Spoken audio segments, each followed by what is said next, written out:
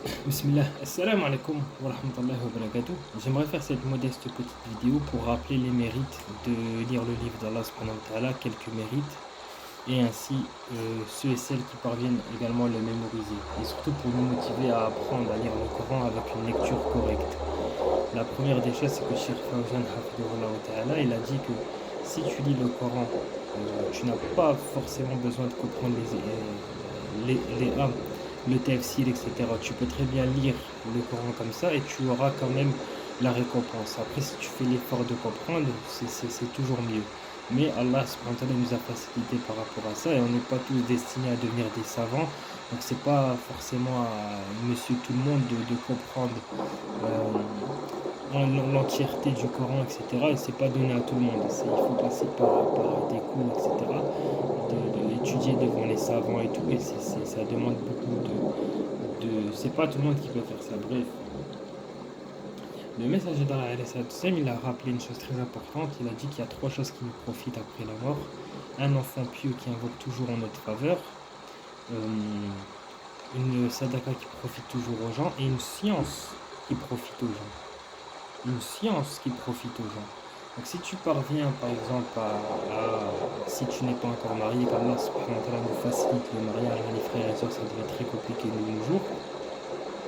Avant d'avoir des enfants, fais en sorte de maîtriser la lecture du livre d'Allah subhanahu wa ta'ala, parce que ton enfant sera pour toi une source de hasanat sur le long terme. Si tu lui apprends à lire le Coran en langue arabe, à chaque fois qu'il lira une lettre, tu seras également récompensé. Dans l'hypothèse où ton fils, par exemple, il veut appliquer le hadith du message d'Allah, le meilleur d'entre vous, celui qui apprend le Coran et qui l'enseigne, tous les enfants à qui auront enseigné le livre d'Allah, ils vont te donner également des hasanat, parce que c'est toi la science de ça. Toi, tu as été la source de son apprentissage. Donc, une science qui profite aux gens.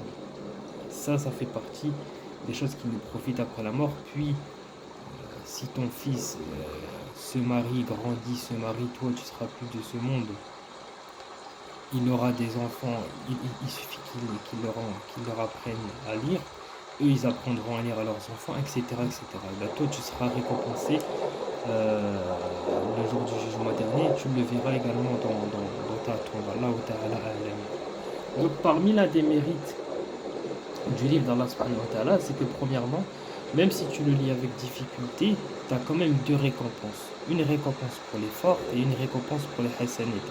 Et si tu le lis parfaitement, c'est-à-dire sans aucune faute, en respectant les règles de tajwid, et ben à ce moment-là, tu le lis comme si tu le, comme les anges en fait. Voilà. En gros, c'est un petit peu ça.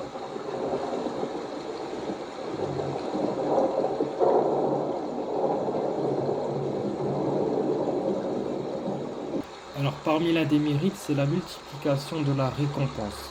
Selon Ibn Mas'ud, qu'Allah l'agrée, le message d'Allah a dit: celui qui lit une seule lettre du Coran s'inscrit 10 bonnes actions. Et Allah multiplie les œuvres de qui il veut. Dans un autre hadith, etc., il est dit que certains croyants, Allah il leur augmente leurs œuvres de 700.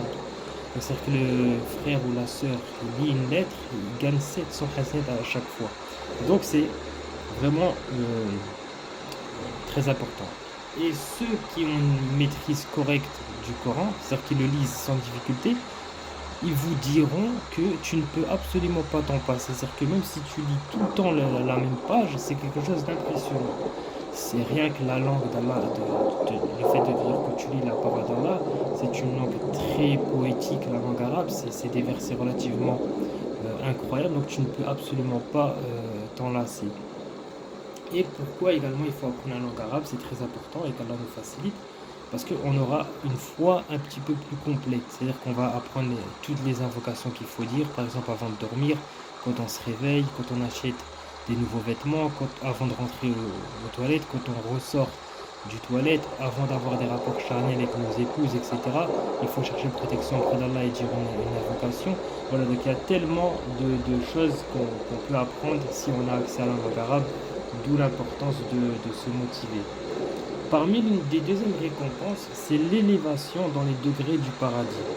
Donc selon Abdallah ibn Harf, Le messager d'Allah a dit, on dira au jour de la résurrection, lis le Coran, donc dans le sens récite, et ton degré du paradis s'arrêtera là où ta récitation s'arrêtera. Donc si tu l'as mémorisé à moitié par exemple, tu auras peut-être les degrés du paradis qui correspondent à ta lecture. Donc si tu l'as entièrement mémorisé, c'est un moyen d'accéder dans les hauts rangs du paradis.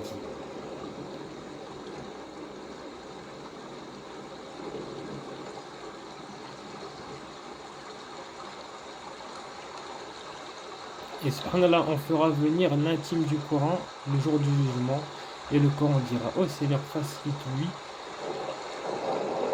On lui offrira une couronne de noblesse. Le Coran dira, ô Seigneur, ajoute-lui. On l'habillera alors d'un vêtement de noblesse. Le Coran dira, ô Seigneur, sois satisfait de lui. On sera alors satisfait de lui. On lui dira, alors lis. Et chaque verset que tu liras, on te rajoutera des bonnes actions. Subhanallah. Et l'intercession du Coran. Subhanallah, ça c'est quelque chose de relativement incroyable. Selon Abu Umama, qu'Allah l'agrée, il a dit, j'ai entendu le messager d'Allah dire, lisez le Coran car il viendra au jour de la résurrection comme intercesseur pour les siens. Mais encore une fois, il faut la langue arabe, il faut accéder à la langue arabe, c'est très important. Bon, vous connaissez tous la phrase trahir, c'est traduire, c'est pour ça qu'il faut la langue arabe. Le jour de la résurrection, on fera venir le Coran et ces gens qui le mettaient en pratique dans ce bas monde. Il est précédé par le chapitre La Vache, donc le Baqara et la famille d'Imran, qui viendront. Donc, en fait, il est dit que la sourate La Vache et la sourate La famille d'Imran, si tu parviens à la mémoriser, ils viendront te défendre. Ces deux sourates-là vont intercéder pour toi et te défendre le jour du jugement dernier. Il y a également la proximité parmi les récompenses, il y a la proximité des anges messagers. Donc, selon Aïcha, qu'Allah l'agrée, le messager d'Allah a dit, celui qui lit assidûment le Coran et qui excelle dans sa lecture sera avec les nobles anges messagers qui ne font qu'obéir à leur Seigneur. Celui qui lit péniblement le Coran, donc avec des fautes et des erreurs, sera récompensé, comme j'ai dit tout à l'heure, pour sa lecture et pour l'effort qu'il fournit.